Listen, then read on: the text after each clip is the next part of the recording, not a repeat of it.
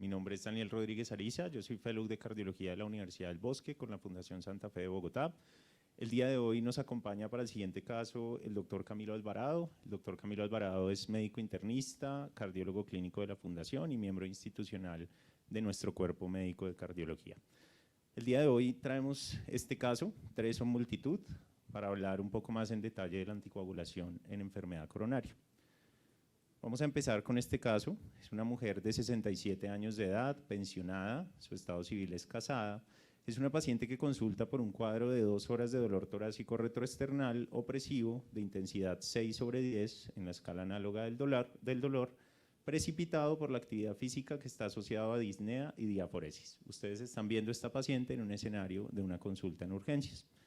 Es una paciente que hace actividad física ocasional y con esa actividad física desde hace más o menos un mes viene presentando episodios de dolor torácico con la actividad de más o menos 10 minutos de duración que se den con el reposo. Su clase funcional en este momento es 1/4 y como les comento, pues es una paciente que están viendo en el servicio de urgencias. Es una paciente con un antecedente de diabetes mellitus tipo 2, hipertensión arterial, fibrilación auricular paroxística y utiliza para su diabetes mellitus insulina en un esquema basal bolo con una dosis de glargina y aspart preprandial. Utiliza una dosis de irbesartán y viene anticoagulada por su fibrilación auricular con una dosis de apixaban de 5 miligramos cada 12 horas sin requerimiento de ajuste de dosis para el medicamento. No tiene ningún antecedente quirúrgico relevante ni familiar, tampoco tiene ningún antecedente transfuncional de relevancia, tiene un consumo de cigarrillo de más o menos 5 cigarrillos desde hace 30 años. Su examen físico inicial es este, sus signos vitales, como los pueden ver, 134/70 de tensión arterial, realmente no hay ningún hallazgo anormal al examen físico, con una auscultación pulmonar normal, sin signos clínicos de falla cardíaca aguda, y el electro tomado en el ingreso a urgencias en los primeros 10 minutos es este, en donde pueden ver claramente una elevación significativa del segmento ST en cara anterolateral, desde B1 hasta B5, y en cara lateral alta, como lo pueden ver en ABL y en D1. Hace además un episodio de una taquicardia ventricular no sostenida que justamente captura este electrocardiograma.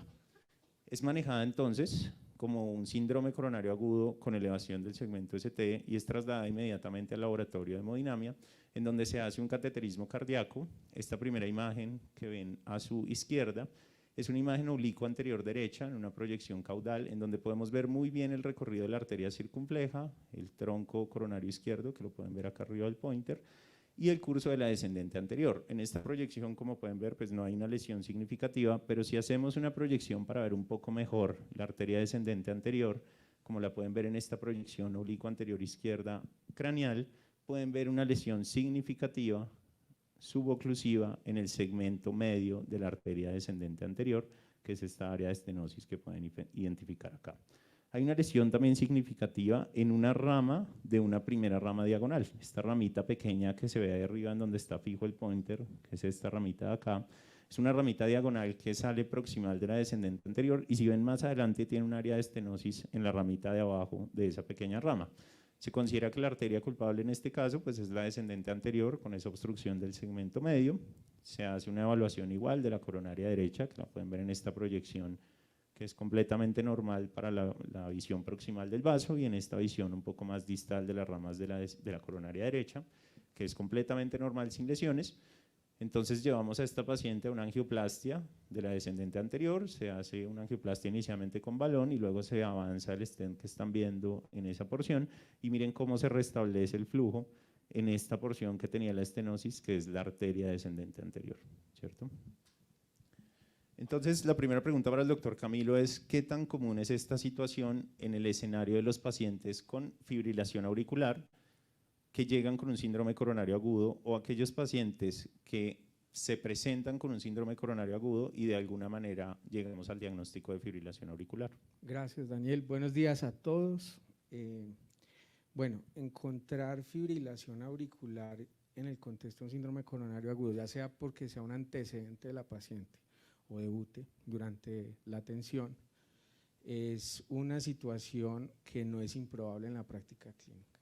Entonces, estos datos son apoyados por distintos grados de evidencia. Aquí les traigo uno de los últimos metaanálisis que trató de abordar el tema, y en este metaanálisis, en cada uno de los análisis que se realizaron, encontraron una incidencia de fibrilación auricular previa al evento coronario de 5.75%, mientras que los pacientes durante su atención en el servicio tenían una incidencia de 7.3%, que nos da una incidencia global de aproximadamente 11%. Y si lo extrapolamos a la práctica clínica, podríamos decir que 1 de cada 10 pacientes que atendemos tienen el antecedente o debutan durante el escenario clínico de un infarto con una fibrilación auricular.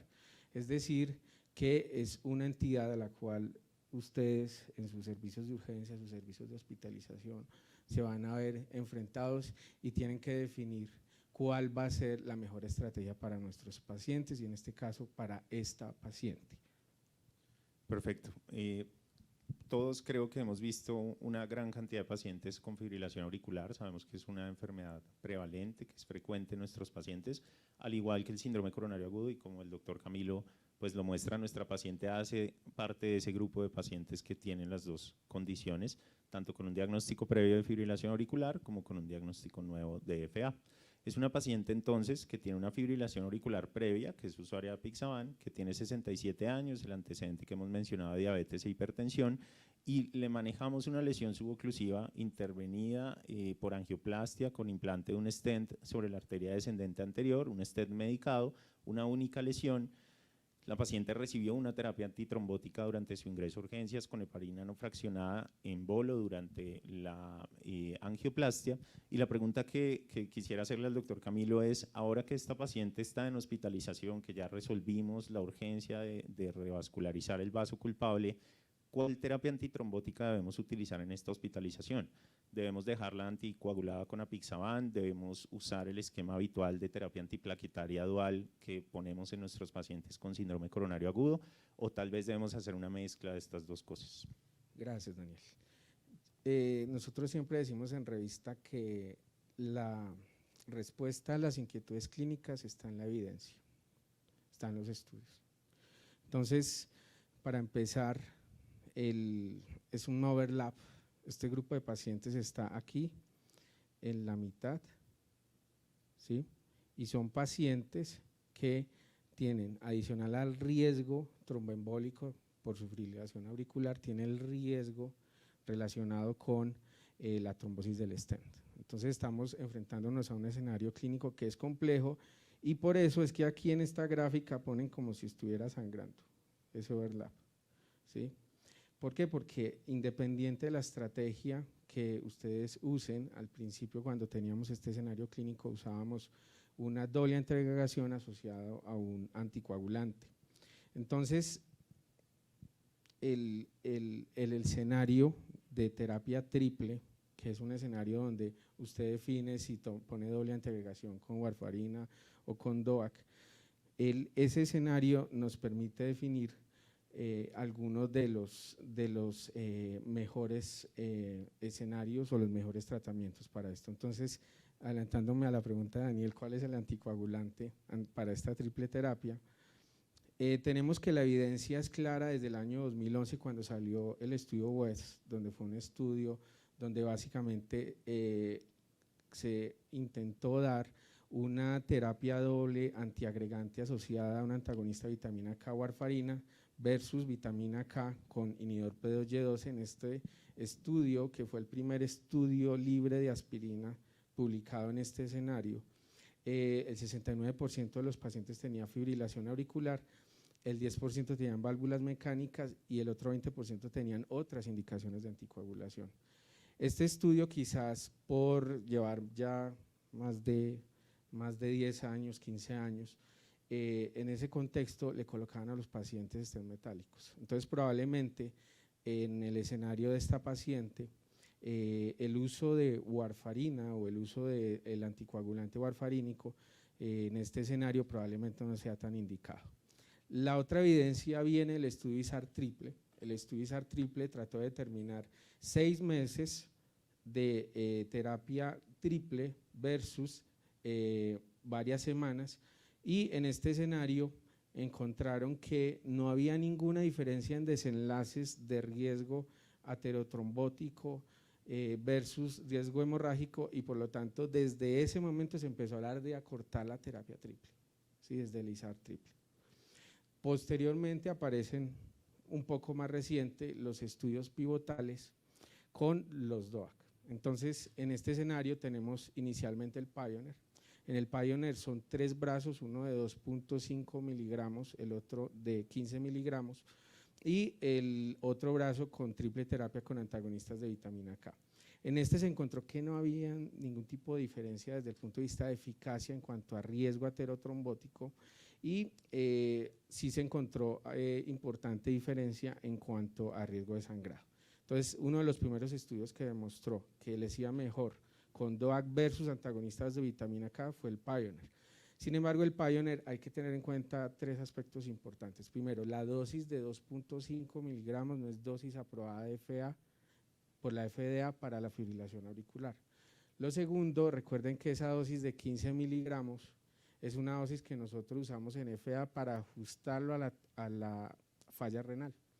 Entonces, en este escenario, probablemente una de las inquietudes que siempre hemos tenido es si Rivaroxaban 15 miligramos en tasa de filtración glomerular sea suficiente, y pues el Rivaroxaban 10 miligramos prácticamente en este escenario está aún por definir, y de pronto podría ser una opción cuando la tasa de filtración está reducida. Otro estudio importante es el estudio de Dabigatran. En este escenario, en este estudio se trató de definir Dabigatran 110 versus 150, y como lo encontramos con Rivaroxaban, también encontramos disminuciones estadísticamente significativas en riesgo de sangrado. Sin embargo, hay que tener en cuenta que dicha comparación 110 versus 150 miligramos no es claro en el estudio. Los subanálisis posteriores han mostrado que la disminución en el riesgo tromboembólico relacionado con la dosis de 110 es porque en ese grupo de pacientes el antiagregante utilizado fue ticagrelor. Entonces, en este escenario probablemente esta paciente no sea el anticoagulante ideal. El Augustus es un estudio que estadísticamente es muy rico. Es un estudio que tiene un diseño factorial 2x2, donde tratamos de determinar si el uso de apixaval con doble antiagregante versus la anticoagulación con warfarina con inhibidor P2Y12 tenía alguna diferencia en cuanto a riesgo de sangrado, que era el punto primario de eficacia o del estudio. Entonces, en este estudio también hicieron un brazo donde trataron de determinar aspirina sí o aspirina no asociado al tratamiento. Y también incluyó un 23% de pacientes en manejo médico, es decir, pacientes a los cuales no se les colocaba ninguna intervención coronaria percutánea. El estudio demostró que el uso de apixaban con un inhibidor P2Y12 versus el uso de apixaban con un inhibidor P2Y12 más aspirina disminuía el riesgo hemorrágico sin encontrar diferencias desde el punto de vista estadístico para riesgo tromboembólico elevado. Entonces, uno de los más importantes estudios, por así decirlo, que nos permite apoyarnos en decisiones clínicas en estos grupos de pacientes es definitivamente el uso de apixaban en el Augustus. Perfecto, doctor Camilo, muchas gracias. Digamos que el doctor Camilo nos ha mostrado que en el escenario agudo la terapia triple pues, es la indicación para este paciente. En la imagen inicial que nos mostró veíamos cómo tal vez la terapia antiplaquetaria dual es suficiente para el manejo de eventos en pacientes con síndrome coronario agudo, pero la terapia antiplaquetaria dual por sí sola no es suficiente, y lo sabemos de estudios previos, para la prevención de eventos aterotrombóticos en aquellos pacientes con fibrilación auricular. Es por esto que se solapan las dos terapias, el manejo anticoagulante en el escenario de la fibrilación auricular y la terapia antiplaquetaria dual en el caso del síndrome coronario agudo. Yo resaltaría tal vez un par de cosas, y es, miren que los estudios que nos mostró el doctor Camilo, 50% de los pacientes en el RIDUAL y en el Pioneer habían ingresado al estudio con un diagnóstico de síndrome coronario agudo, mientras que el resto de pacientes habían ingresado por enfermedad coronaria estable con fibrilación auricular y necesitaban una PCI con un implante de un stent. Y el segundo dato que nos dio el doctor Camilo, muy importante, es el grupo de manejo médico de pacientes incluidos en el Augustus.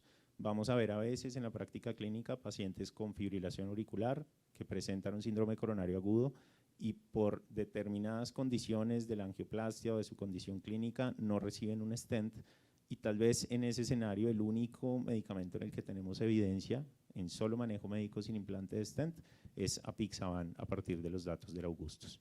Entonces, volviendo a nuestro caso, hemos definido que en el momento de su hospitalización es una paciente que debe recibir terapia triple. Ya descartamos la warfarina con terapia antiplaquetaria dual. Estamos hablando del escenario de anticoagulante oral directo con terapia antiplaquetaria dual, y en este caso escogimos apixaban a partir de los datos de los estudios previos que nos mostró el doctor Alvarado. Entonces queda una duda importante, y es cuál inhibidor P2Y12 debemos utilizar en este escenario. ¿Usamos clopidogrel, ticagrelor o prasugrel, doctor? Nuevamente ahí nos vamos a la evidencia. En cada uno de los estudios vemos cómo la proporción de pacientes con clopidogrel, ¿sí?, en cada uno de estos ensayos clínicos es mucho mayor, y probablemente en la práctica clínica diaria en este momento tengamos una recomendación fuerte para el uso de terapia con inhibidor P2Y12 con clopidogrel. Claro está, en el RIDUAL tenemos un porcentaje de hasta 12% de pacientes que usan ticagrelor, y por ahora el que menos evidencia tiene desde el punto de vista de inhibidor P2Y12 es el prasugrel. Como vamos a ver en el escenario donde hay un alto riesgo de trombosis del stent, que son los pacientes que tuvieron ese antecedente o que tienen alto riesgo de recurrencia o que tienen una anatomía compleja, ¿sí?, el uso de ticagrelor podría ser una opción importante para disminuir esa cantidad de eventos que son adversos. Perfecto. Ya después del manejo en el escenario agudo de esta paciente, después de sus primeros 7 días de hospitalización, del ajuste de la terapia en prevención secundaria, pues esta paciente recibió terapia triple, apixaban, terapia antiplaquetaria dual con clopidogrel, y ya es el momento de que nuestra paciente se vaya a la casa. Y ahora que se va para la casa, la pregunta, doctor, es ¿con qué medicación antitrombótica se debe ir? ¿Seguimos con esta terapia triple? Si esa es la respuesta, ¿cuánto tiempo? ¿O más bien nos pasamos a una terapia dual con aspirina o a una terapia dual con clopidogrel? Bueno, en ese escenario tenemos también, digamos, una evidencia más fuerte, pero ya relacionada con los consensos y con las guías.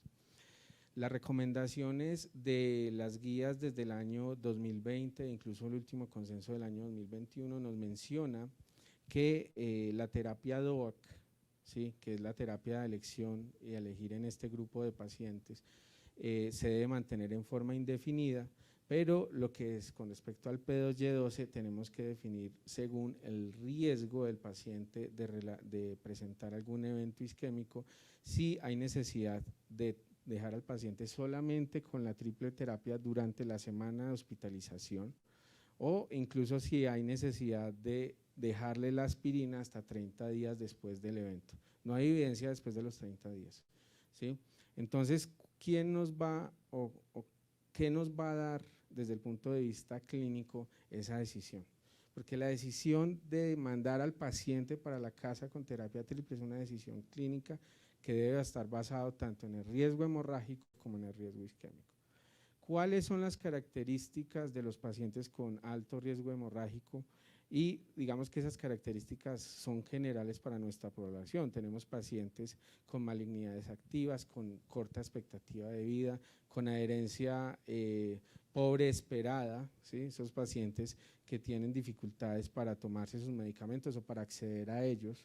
También tenemos falla renal, falla hepática, edad avanzada, los antecedentes previos tanto de eventos hemorrágicos como de eventos isquémicos, el uso crónico de alcohol y ya diátesis hemorrágicas, anemias también son importantes. Y del otro lado, en la balanza, tenemos los pacientes con alto riesgo isquémico. Y los pacientes con alto riesgo isquémico los vamos a definir según las categorías clínicas y las categorías anatómicas. Entonces, ¿qué es categoría anatómica? Son arterias coronarias con lesiones complejas.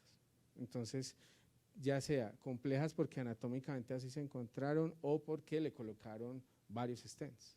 Entonces, está claro, por ejemplo, que pacientes con enfermedades coronarias multivasos en el contexto de diabetes, o que tengan previamente antecedentes de trombosis del stent, o que tengan al menos 3 o más stents implantados con una longitud total mayor a 60 milímetros, o pacientes con oclusiones totales crónicas. Esos pacientes de entrada tienen alto riesgo isquémico. También los pacientes polivasculares con enfermedad arterial periférica generalmente son pacientes que se benefician incluso de terapias no solo alargadas, de terapia triple por el primer mes, sino incluso de definirles unas dosis de anticoagulación crónicas bajas. Esto se ha tratado de categorizar y que el clínico tenga herramientas para poder definir si el paciente tiene riesgo hemorrágico. Tenemos el BARC, por ejemplo, para definir con un criterio mayor o con 2 o más menores el riesgo de hemorragia en nuestros pacientes.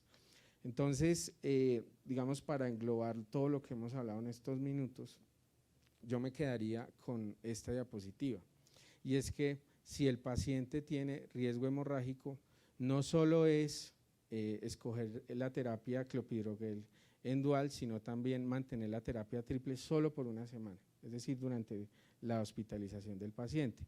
Y en el escenario de síndrome coronario estable versus agudo, en el contexto de estable podemos acortar la terapia a 3 meses, o en el contexto de síndrome coronario agudo hasta a 6 meses. Claro está que tenemos ahorita mucha más evidencia, por ejemplo, en el estudio MASTER-DAF, de que incluso en esos pacientes de muy alto riesgo de sangrado, hasta 1 mes en el contexto de stent con stent Ultimaster. También tenemos el otro lado, que es el paciente con riesgo isquémico, donde en ese predominio vamos a preferir unas terapias duales con clopidogrel, pero también hay que tener en cuenta que si predomina mucho riesgo de trombosis del stent, la opción de ticagrelor la podríamos utilizar. Mantener la terapia triple hasta por 1 mes, ¿sí? Y en el contexto estable, el P2Y12 se puede mantener incluso hasta 12 meses, y esto también aplica para síndrome coronario agudo. Entonces yo me quedaría con esta última diapositiva para decir que 3 definitivamente sí son multitud. Perfecto. Volviendo entonces a nuestra paciente, como vimos, es una paciente con un síndrome coronario agudo, con un diagnóstico previo de fibrilación auricular, anticoagulada con apixaban. Como vieron en la arteriografía, teníamos solamente una lesión en la descendente anterior como vaso culpable del síndrome coronario agudo con elevación del ST. Se intervino ese vaso únicamente, una longitud del stent corta, una única lesión. Evaluando los factores de riesgo isquémico y hemorrágico de esta paciente, nos da para un riesgo isquémico estándar y un riesgo hemorrágico bajo. En este escenario, pues aplicamos una de las gráficas que nos mostró el doctor Alvarado para este subtipo de pacientes, manteniendo una terapia a largo plazo con apixaban, una terapia dual con clopidogrel por hasta 12 meses, debido a que su riesgo hemorrágico no es alto, y únicamente terapia triple durante los primeros 7 días de su hospitalización. Hay algo muy relevante que debemos recordar, y es que el seguimiento ambulatorio de estos pacientes, como lo hemos visto también en las conferencias anteriores, implica que evaluemos de manera continua el riesgo isquémico y el riesgo hemorrágico. Este riesgo cambia a la medida que el paciente avanza en su vida, y pueden surgir nuevas condiciones o nuevas enfermedades que pueden hacer que nuestra determinación de la terapia dual se acorte en el escenario particular de estos pacientes. De esta manera, queremos concluir que la necesidad de anticoagulación en pacientes con síndrome coronario agudo y fibrilación auricular, en el escenario también del síndrome coronario crónico, es frecuente por la coexistencia, como vimos, de las 2 entidades y la alta prevalencia de cada una de ellas, que a partir de los datos de la evidencia de la terapia dual, es decir, DOAC con un inhibidor P2Y12, se encuentran menores tasas de sangrado en la evidencia sin aumentar el riesgo de eventos isquémicos en una evaluación estadística de este desenlace, y desde luego la evaluación de cada paciente para su riesgo isquémico y hemorrágico pues va a determinar la duración de esta terapia triple tanto en la fase aguda y de la terapia dual en el escenario a largo plazo. Muchas gracias.